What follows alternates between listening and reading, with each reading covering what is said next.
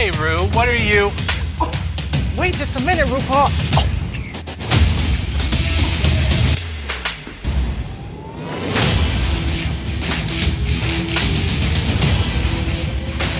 Come here.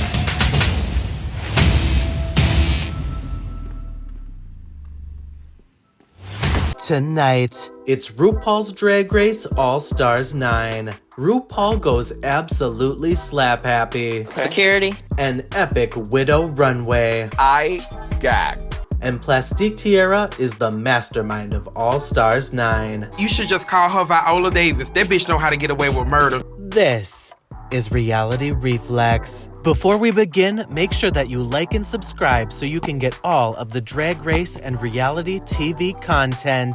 Hey everyone, it's Tedley here, and going into tonight, Roxy Andrews is bitter about getting those snippers. It's clearly evident that you have a chip on your shoulder.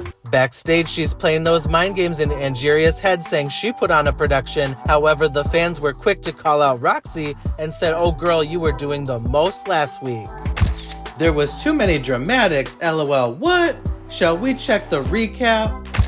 Then Roxy talking about Angie did a lot of acting and theatrics instead of just snipping her. Girl, you did the exact same thing on the stand, acting a fool and boo-hooing.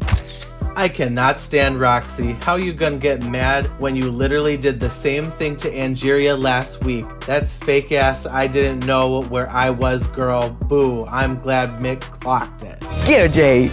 This week is the acting challenge. Each of these queens are one by one going to embody a classic gay film. The best part of this whole challenge was the end when RuPaul went absolutely wild and started slapping everybody. The slap montage. Bye, this scene was so unserious. When Ru started Slapfest 2024, I lost it like, damn, even Bruno. At the end of this bit, everyone was living for the overdramatics of Mother RuPaul. And the winner of this week's Maxi Challenge is RuPaul. Oh, she wants that Emmy again. Now, why did RuPaul eat the girls up with her acting? The difference was stark. Never doubt Mother. Period. Many of these fans online were saying that this is one of the best challenges ever. The best challenge of the season. The glass eye, the slapathon. Oh, this was everything. Run that back.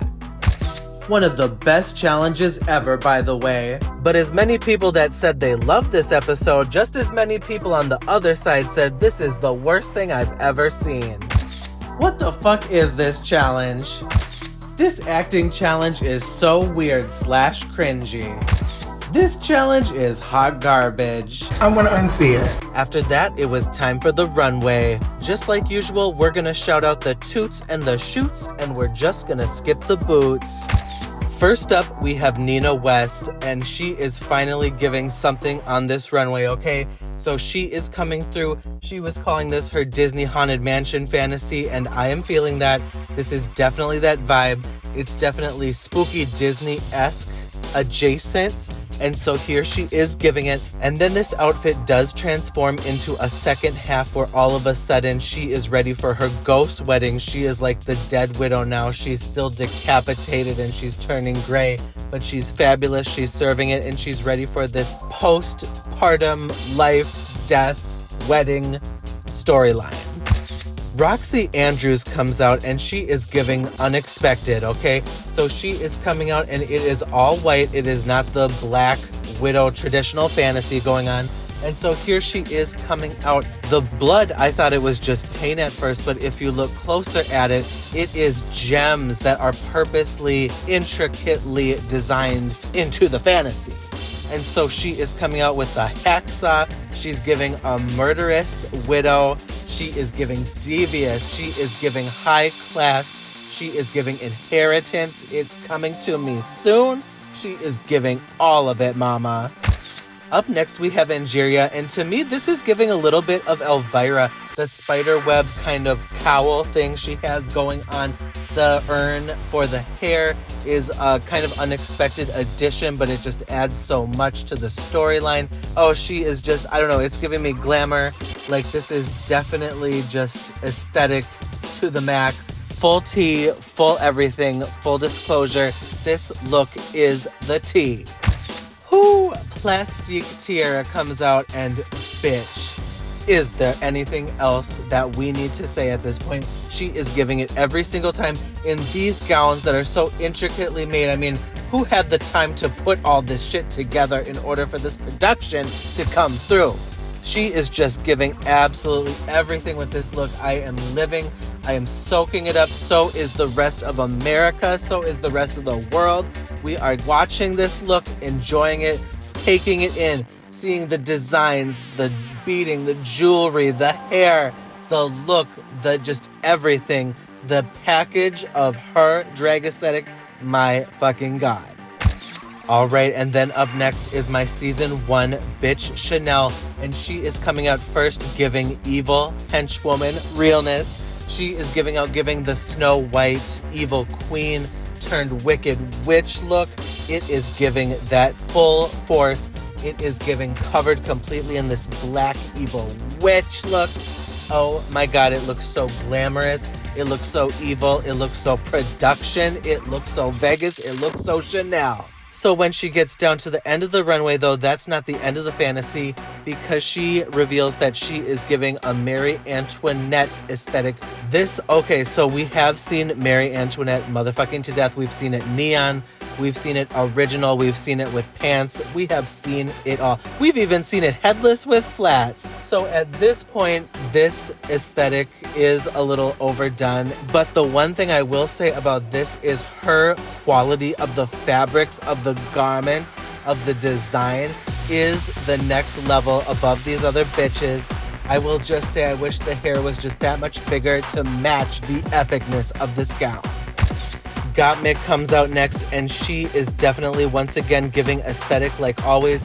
To me, this is giving a little bit of Vander Von Odd with the hair juxtaposition, the way it is on her forehead with the dark black witch look. This is giving me Tedley, a little bit of Hellraiser, a little bit of Wicked Witch of the West. It's giving me definitely aesthetic though. It's definitely giving that horror. This look was fabulous. It was glamorous. It was Gottmik. It was her aesthetic. It was black and white.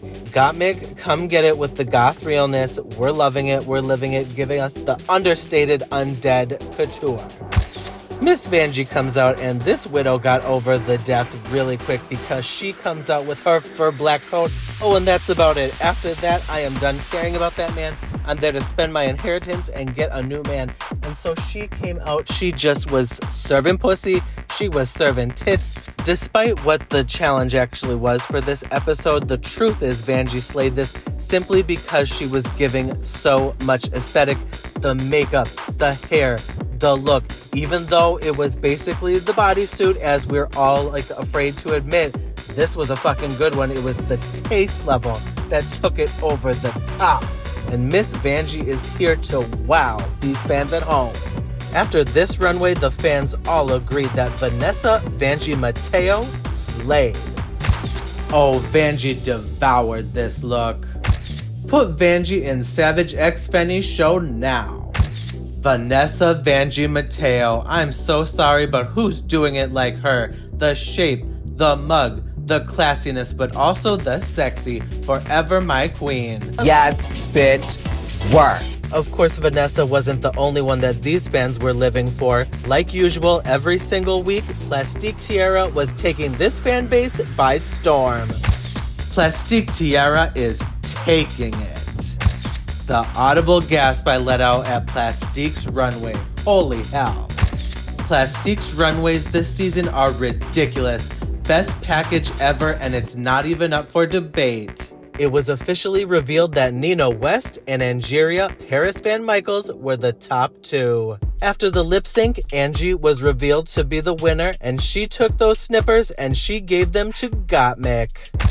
My bitch is playing chess. Gottmik get cutting off when the next episode is a design challenge. She got what she deserved after copying a whole comedy set. Everyone online is agreeing that Plastique is definitely playing that mind game. She's getting in these bitches' heads, and she once again avoided getting that snip. How did Plastique get out of that? What the? It's hilarious to me how Plastique successfully gets the target off her back every single time.